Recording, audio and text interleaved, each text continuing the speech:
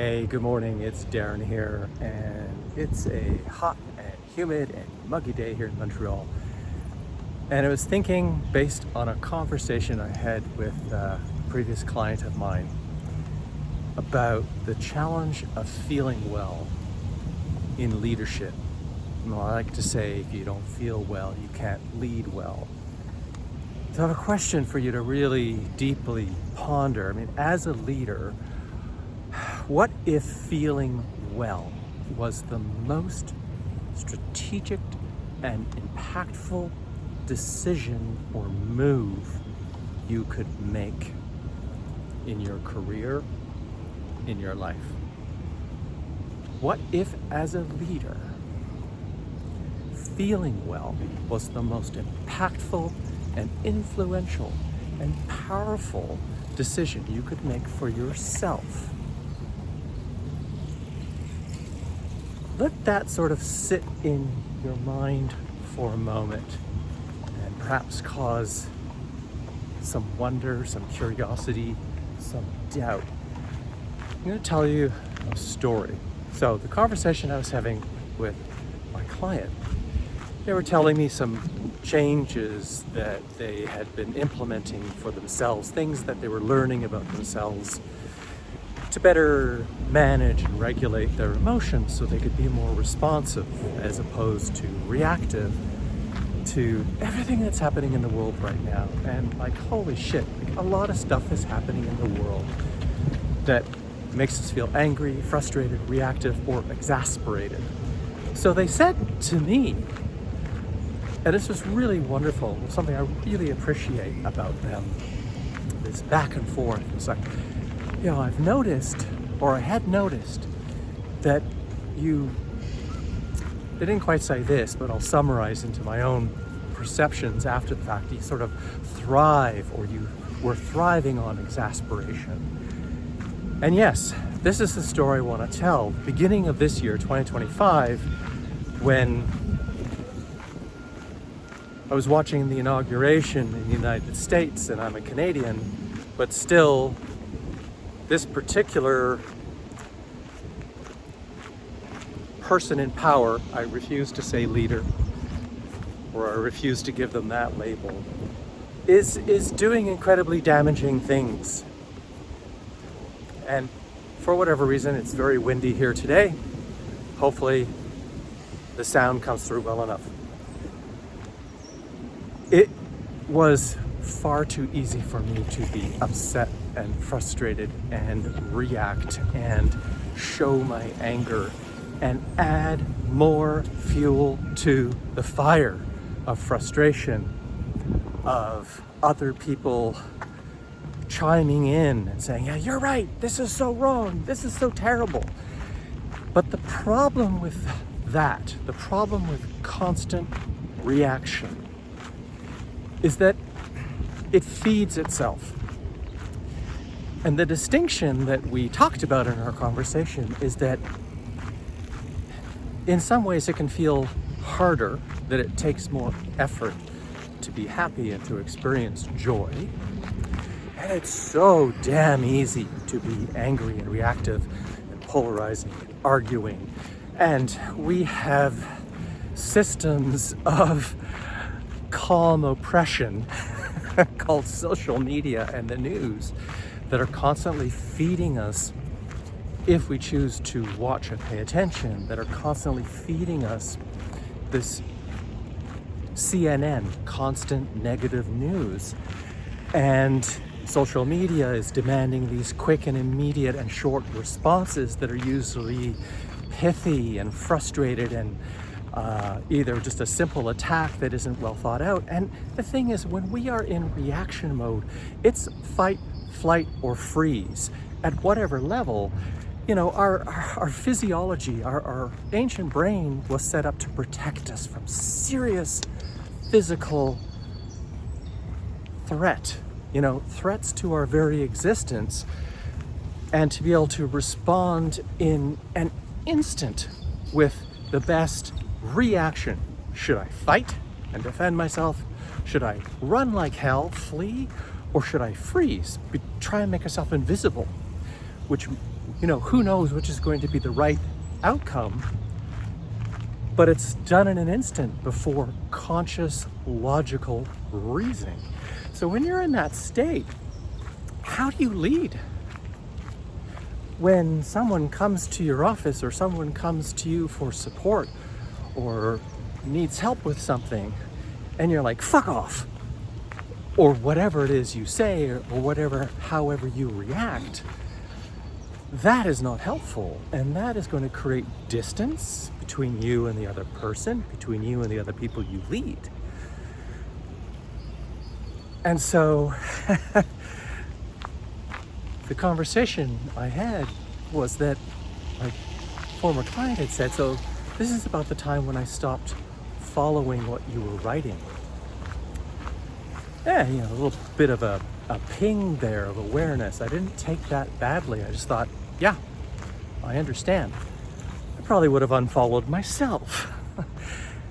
Now, thankfully, in the work that I do, both with my coach, but in the philosophy and the principles of my coaching system, my very first principle is your well-being, how you feel, and feel being an acronym for your freedom, your energy, your emotions, and love. And without getting into all of those things, are you really free when you're reacting to everything and you're out of control? So if you're out of control, you're not free. You're not mastering your emotional state in the sense of how you would prefer to feel, what kind of emotions you would prefer to be experiencing. Would you prefer happiness and contentment and peace of mind over frustration and anger and frustration and anxiety and bitterness? And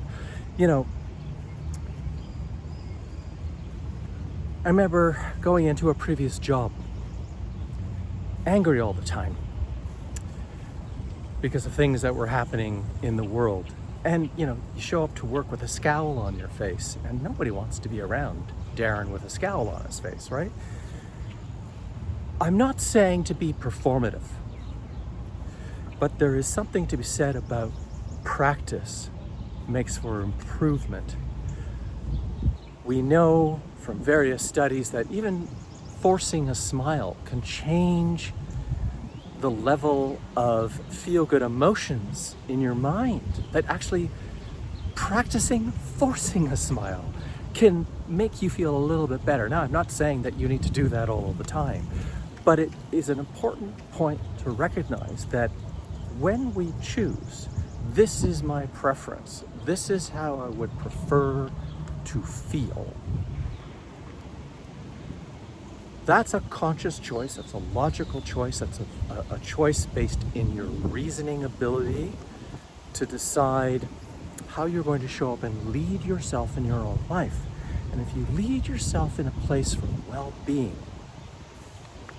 and pursuing positive freedom and feeling love for yourself and love in the different forms of acceptance and connection and care and empathy and compassion for other people, and you're prioritizing, you're paying attention to, you're being mindful of, you're doing the different practices to make sure that you are able to be in your preferred emotional states as opposed to your less desirable emotional states. All of that will also contribute to your energy, your enthusiasm, the amount of willpower that you have to do things in the day, the amount of physical energy you will have because your brain isn't creating sort of these negative chemicals that are just making you feel heavy. So there is a verse, a chapter from the Tao Te Ching, chapter 23, and I am no word of a lie here. I'm always reading a new translation of the Tao Te Ching, and this morning I opened up to the latest translation. I'm reading chapter 23. Serendipity. I couldn't believe that this very chapter is exactly the story I'm telling you here today. So I've got some notes. I'm just gonna summarize in my own words, not all of it, but most of it. So It's natural to speak only rarely. Now, before I go on, there's an aspect in Taoism about only saying what's necessary, and those who know don't speak, and those who don't know speak. And here I've been talking for 10 minutes already, but in the sense of not saying useless words without meaning or clear intentionality, in a sense to make a difference that makes things better. I'm just going to position myself so I can sit down here. So it's natural to speak only rarely. Violent winds don't last all morning, and torrential rains and hurricanes don't last all day. If nature cannot sustain these types of events for a long period of time, how much less can a human being do that? So think about it. So nature's always changing, right? Yesterday we had crazy weather. It was sunny, and then it was really hot, then it got very still, and then it got very dark, and it was like eye of the storm, very still, and then suddenly it downpoured, and then it stopped, and it started to get a little bit sunny, and then it rained again, and then it started to get a little bit clear, and then it hailed, like within a few hours. That kind of back and forth, like violence of weather, is not sustainable. Simply because ecologically, the rain's got to come down, then it gets soaked into the earth, and then weather patterns change, and then water evaporates up into the sky, and then different systems come in, turn it into clouds, and then it may just be a gentle rain or something more severe. With human beings, our behavior, when it's irrational, angry, reactionary, it takes a toll. And it cannot be sustained for long. Think about the times when you've been really upset, really reactive, and how much you have crashed afterwards. Or did you get sick? Did you get the flu? Did you have to take days off work because you just couldn't focus and felt really unwell? So the chapter sort of concludes with the commitment to one's self-mastery, to one's character, or one well-being, and their way in life is what keeps you human, what keeps you in tune with who you are. So when you lose your way, when you lose the Tao, the Tao has many meanings. It could just mean like the way, the path that we're on, that we're walking on. It could also mean, way making, the way in which you're showing up in the world, the difference that you want to make, the way in which you are being, all of those things.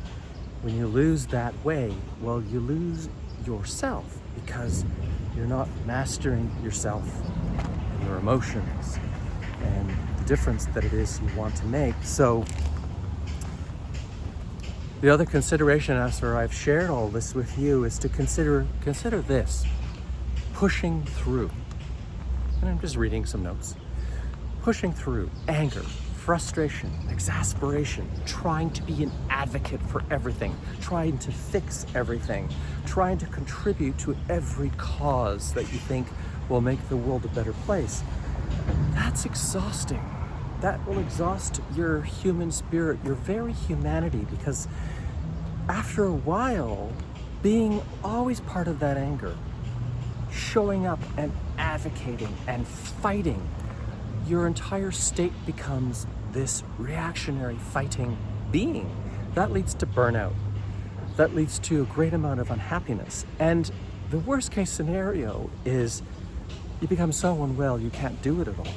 So it's trying to find the balance. I like to say, choose a singular cause. Choose the one cause. It's the one thing principle, and I'm at a loss for the name of the person that came up with this idea, but this one thing, focus on this one thing so completely that anything else no longer matters, or the other things fall into place because all your efforts are put onto that one thing. So it could be the one thing that you're looking to create. It could be the one thing that you're most passionate about advocating for, the one aspect of your leadership that you want to improve, the one aspect of your relationship that you want to improve with your partner, with your family, with your kids, whoever it may be.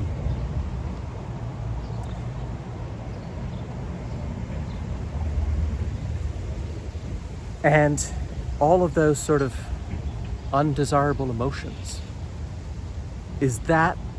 are those experiences what make you feel dedicated and committed to the cause?